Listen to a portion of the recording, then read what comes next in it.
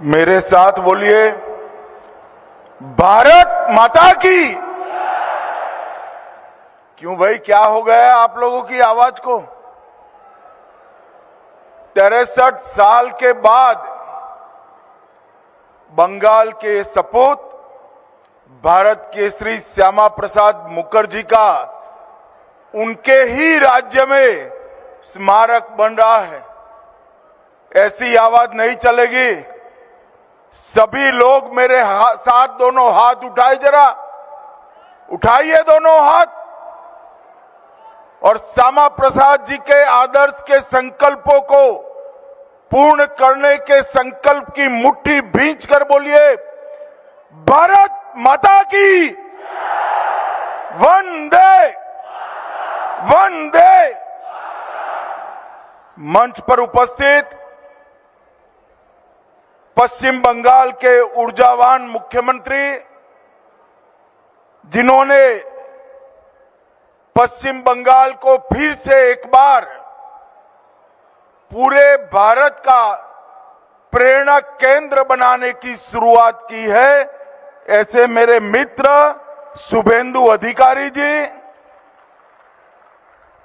श्रीमान माखनलाल सरकार जी, श्री गजेंद्र सिंह शेखावत जी, समीक भट्टाचार्य जी, और आज इस सभागार में आए हुए श्यामा प्रसाद मुखर्जी जी के स्मारक के भूमि पूजन के अवसर पर आए हुए सभी भाइयों बहनों को मेरा प्रणाम। मित्रों, आज मेरे जैसे कई लोगों के लिए बहुत बड़ा भावुक होने का दिन है। श्यामा प्रसाद मुखर्जी जी ने अपने जीवन का बलिदान कश्मीर को भारत के साथ जोड़ने के लिए दिया था। उन्होंने देश के पहले मंत्रिमंडल से इस्तीफा नेहरू लियाकत समझौते के कारण दिया था, और उन्होंने भारत की नीतियों का सृजन भारत की ही मिट्टी के सुगंध से बने हुई नीतियों से हो, उस पर जोर रखा था। उनके मृत्यु के 63 साल बाद आज बंगाल में 125वीं जयंती के अवसर पर 125 फुट ऊंची उनकी भव्य प्रतिमा का आज शिलान्यास हुआ है। इसका वर्णन तो शायद इस तरह से कर सकते हैं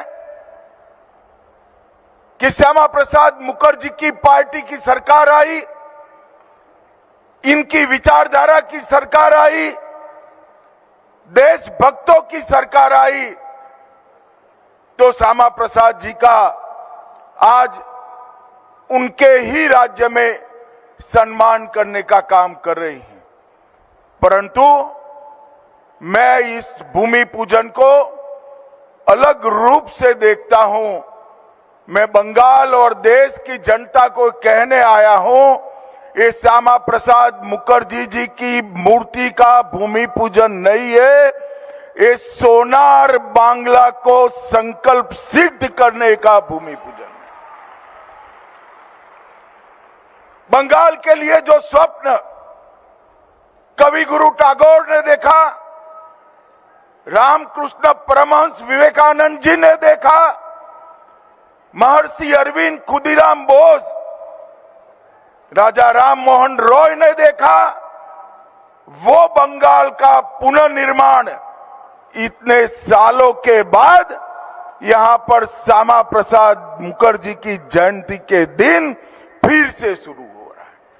और मित्रों, मैं शुभेंदु जी को बहुत बहुत साधुवाद, अभिनंदन और बधाई देना चाहता हूं। इतने सालों के बाद बंगाल में बंगाल टाइगर के बेटे भारत केसरी श्यामा प्रसाद मुखर्जी की जन्म जयंती को सार्वजनिक अवकाश घोषित कर उनको सम्मान देने का काम किया है। आज जिस मूर्ति का हम भूमि पूजन कर आए हैं, एक मनमोहक लोकेशन पर मानव निर्मित सबसे बड़ी झील के किनारे पर एक सुंदर मूर्ति वहां बनने जा रही है। और आज मैंने शुभेंदु जी को हाँ कहा है और शुभेंदु जी को सुझाव कहा है, उन्होंने हाँ भी बोला है। वहां पर भारत की सुरक्षा के लिए रिसर्च करने वाला श्यामा प्रसाद मुखर्जी इंस्टीट्यूशन भी वहां पर ही स्थापित होगा। श्यामा प्रसाद जी का पूरा जीवन अनेक प्रकार से, अभी हमने मोदी जी को सुना है, अनेक प्रकल्प के उन्होंने विचार भी रखे और अपने छोटे से जीवन के अंदर उसको पूर्ण करने का प्रयास भी किया। मगर सबसे बड़ा काम किया, एक ऐसा बीज बोया भारतीय जनसंघ के रूप में, जिसने भारत की सारी राष्ट्रवादी ताकतों को इकट्ठा किया और सांस्कृतिक राष्ट्रवाद की नींव डालने की काम किया। और आज उन्होंने बोया हुआ वो बीज एक वट वृक्ष बनकर पूरे भारत में फल देने का काम कर रहा है। आज उन्होंने शुरू की हुई पार्टी जनसंघ, भारतीय जनता पार्टी के रूप में देश के 2/3 हिस्से और 2/3 से ज्यादा जनसंख्या पर उनकी नीतियों के अनुसार चल रही है। उन्होंने जनसंघ की स्थापना की तब उन्होंने संकल्प किया था कि सरकार बदलने से भारत का महिमा मंडन नहीं होगा। आजाद भारत की नीतियां भारत की ही भूमि की मिट्टी के सुगंध से बननी चाहिए, इस पर पश्चिम की परछाई नहीं होनी चाहिए। और आज जहां पर भी श्यामा प्रसाद मुखर्जी जी का आत्मा होगा, वो बहुत आशीर्वाद देता होगा।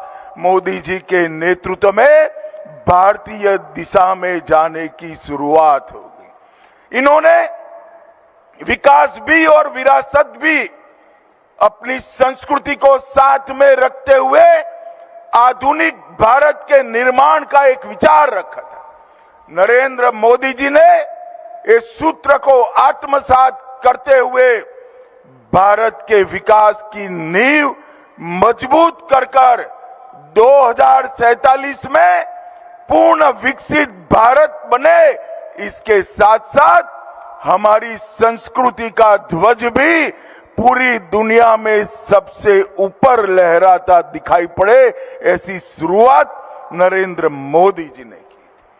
मित्रों, श्यामा प्रसाद मुखर्जी जी ने अपने जीवन का बलिदान दिया था। एक देश में 2 विधान 2 प्रधान 2 निशान नहीं चलेंगे नारा लेकर कश्मीर की जेल में इनकी मृत्यु हो गई, संदेहास्पद मृत्यु हुई।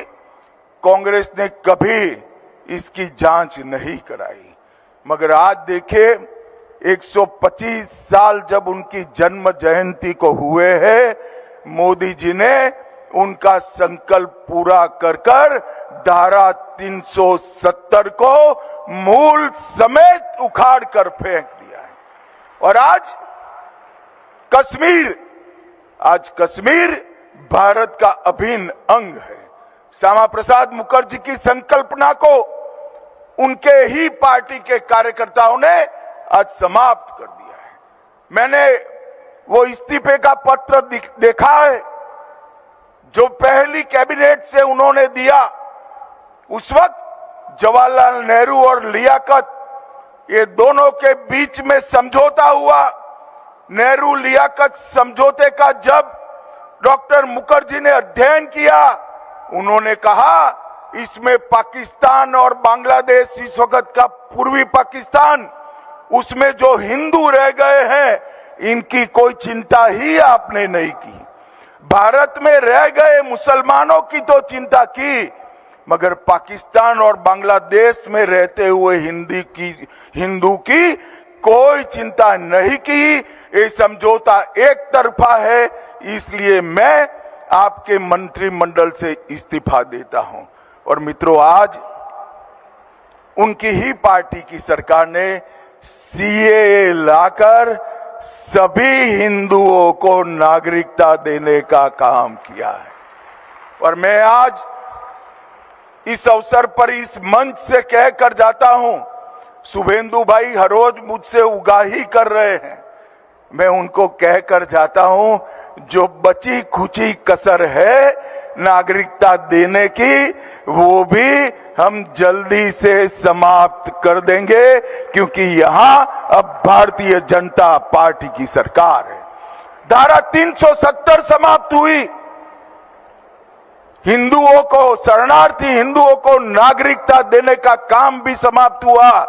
और मैं बार बार कह चुका हूं, चुनाव प्रचारों में भी और अन्य जगहों पे भी, आज मैं फिर से एक संकल्प दोहराना चाहता हूं कि भारत की भूमि से एक एक घुसपैठिए को हम चुन चुन कर निकाल कर भारत को पूर्ण सुरक्षित बनाएंगे। मित्रों, आज ये जो अवसर है, कई बार विधि भी कई योग करती है। वंदे मातरम की रचना के 150 साल और श्यामा प्रसाद मुखर्जी जी के जन्म के 125वां साल, वो दोनों एक ही साल में आना, एक ही वर्ष में आना, ये विधि का बहुत बड़ा संकेत। वंदे मातरम पूर्ण रूप से गाने की शुरुआत हो गई है। नई पीढ़ी गर्व के साथ भारत माता के सभी स्वरूपों की वंदना करेगी। और मैं फिर से एक बार कहना चाहता हूं, बंकिम चंद्र चट्टोपाध्याय जी ने जो वंदे मातरम की रचना की, वो भारत के सांस्कृतिक राष्ट्रवाद की नींव डालने का काम बंकिम बाबू ने किया था। 150 साल हो गए और ये दोनों का उद्गम राष्ट्रवाद, देश की सुरक्षा, इसके लिए श्यामा प्रसाद जी का संकल्पबद्ध जीवन और वंदे मातरम की रचना, दोनों जिस भूमि पर हुए हैं, वो भूमि में आज श्यामा प्रसाद मुखर्जी की उत्तुंग प्रतिमा लगाने का एक निर्णय और इसका भूमि पूजन हुआ है। मुझे लगता है इससे ज्यादा अच्छा मणिकंचन योग कहीं पर भी नहीं होता है। मित्रों, गंगा के अनेक नाम।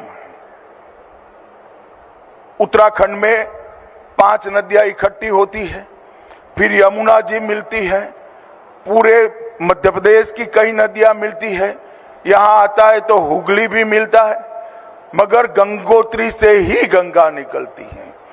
चाहे सांस्कृतिक राष्ट्रवाद हो, अखंड भारत का संकल्प हो, विकास भी और विरासत भी का संकल्प हो, ये सभी राष्ट्रवादी सोच की एक ही गंगोत्री है, श्यामा प्रसाद मुखर्जी की विचारधारा।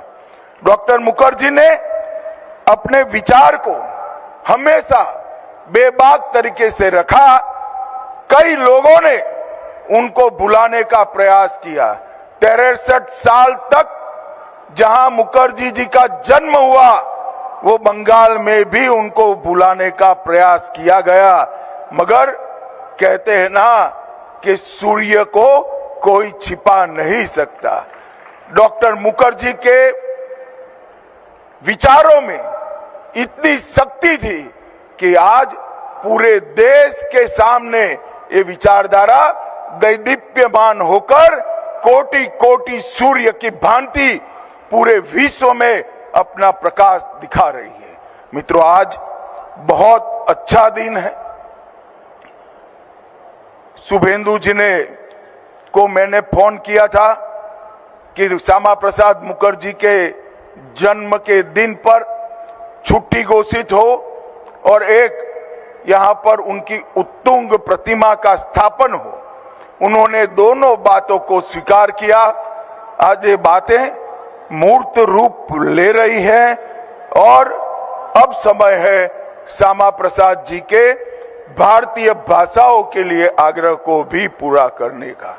मुझे विश्वास है शुभेंदु जी के नेतृत्व में निश्चित रूप से ये काम भी बहुत अच्छे तरीके से पूरा होगा।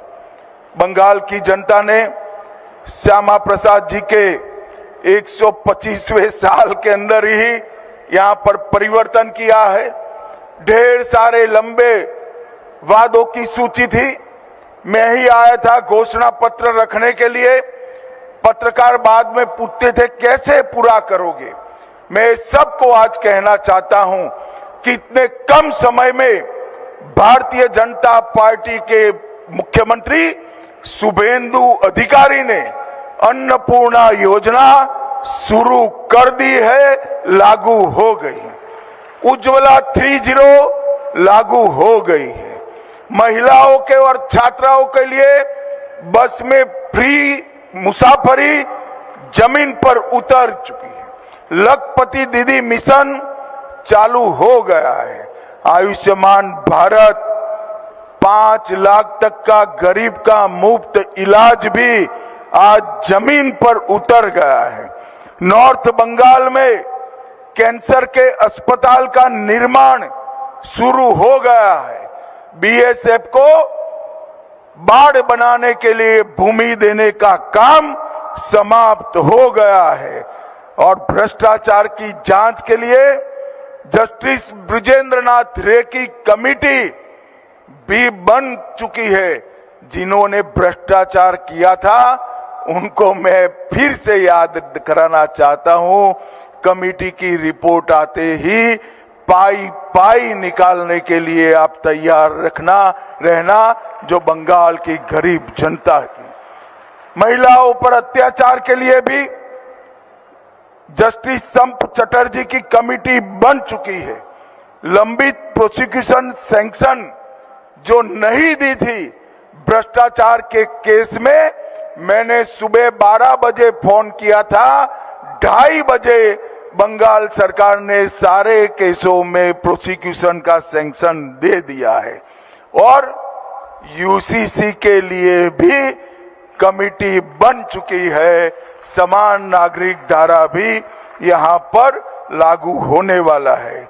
और मित्रों, West Bengal maintenance of public order amendment bill 2026 अब पारित हो चुका है। हमने वादा किया था गुंडों को उल्टा लटकाकर सीधा करने का। आज ये बिल उस दिशा में पहला कदम बन चुका है। घुसपैठियों को चिन्हित करना और निकालने की शुरुआत हो गई है और दुर्गा सुरक्षा स्क्वाड माताओं बहनों को सुरक्षित करने के लिए तैयार है। मैं नहीं मानता किसी भी राज्य सरकार ने इतने कम समय में ये सारे वादे पूरे किए होंगे और आज एक सबसे बड़ा काम किया है शुभेंदु जी आपने। डॉक्टर मुखर्जी को आपने उनके ही राज्य में एक भव्य स्मारक बनाकर आने वाली पीढ़ियों को प्रेरणा देने का काम किया है। मित्रों, जब राष्ट्रवादी सोच की सरकार आती है, संगठन के विचार पर आगे बढ़ने वाली सरकार आती है, निजी स्वार्थ और परिवारवाद से ऊपर उठी हुई सरकार आती है, तो परिवर्तन अपने आप होता है। ये देश के कई राज्यों में भारतीय जनता पार्टी ने कर दिखाया है और बधाई हो शुभेंदु जी आपको। आपने बड़ी त्वरा के साथ हमारा घोषणा पत्र बंगाल के जनता के कल्याण के लिए जमीन पर उतारने की शुरुआत की है। ये बहुत सभी बंगाल के वासियों के लिए और देश के लिए बहुत बड़ी आशा की किरण है। आज मित्रों, पूरा देश बंगाल की ओर बड़ी आशा के साथ देख रहा है। बंगाल ने कई सालों तक धार्मिक, वैचारिक, साहित्यिक और राष्ट्रवाद के क्षेत्र में पूरे देश का नेतृत्व किया है। लंबे कम्युनिस्टों के शासन और तृणमूल कांग्रेस के शासन ने बंगाल की सोच को एक प्रकार से जमीन के अंदर गाड़ देने का काम किया कि रचना न केवल शुरू हुई है, इसको हम जमीनी हकीकत में बदलने में सफल होंगे। आज फिर से एक बार मैं बंगाल सरकार और भारत सरकार के सांस्कृतिक विभाग का भी बहुत बहुत धन्यवाद करना चाहूंगा कि श्यामा प्रसाद मुखर्जी जी का 125वें वर्ष में उनका आसाम को बचाया।